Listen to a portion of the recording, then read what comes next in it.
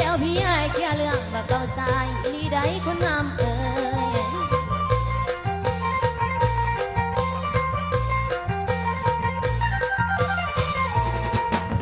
ยซอยพี่น้องมาฟังซอยให้หักน้องก็ต้องให้เงินพ่อก็จัดการมาขอก็ให้ใกล้เดือนสี่อันนั้นก็สิให้อันนั้นสิเฮ็ดให้คันบ่ได้น้องสิจับไปตอนแล้วดึงพวงส่งร้อนในตาเหลือกมันอันนี้ก็มาซอยแล้วสิซอยอีก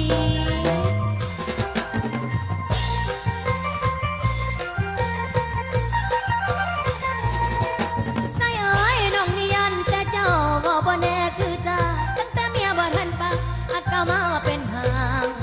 แล้วบางหัวสองทางจนว่าสีดอกเรื่องลาหรือว่าลักที่มาบ่จังลาเรื่องคนไข้คันบางเพียดันคืออ้ายได้ไปบ่ได้กินยอมมาบ้านสิแดงขึ้นเอาลงหม้อว่าเพ็นแดงใส่เอ้ยบ่ต้องแข็งดอกได้ได้พี่เจ้าสิอ่อนมาพอล้นเด้อมากหิวเสื้อหิวคือจังเจ้ายันมาขึ้นกว่าทะเล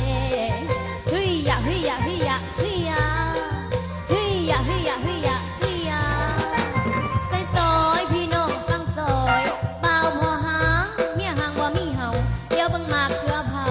อ่อนปานดังมาอันนี้ก็ว่าซอยแล้วสิซอยอีก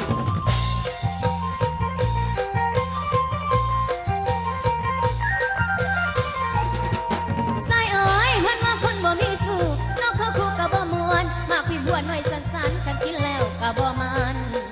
คันแม่น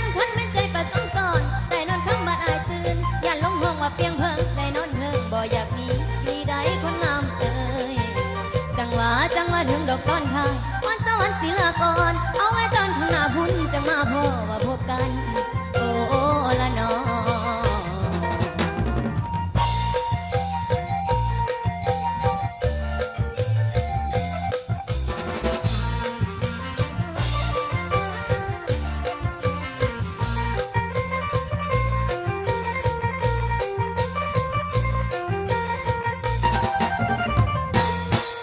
ซอยพี่น้องฟังซอยสาวสมน้อยผู้จักเป่าบุญกินบัดเขาจับก็โอเคอันนี้ก็ว่าซอยจักหน่อยที่ซอยเอก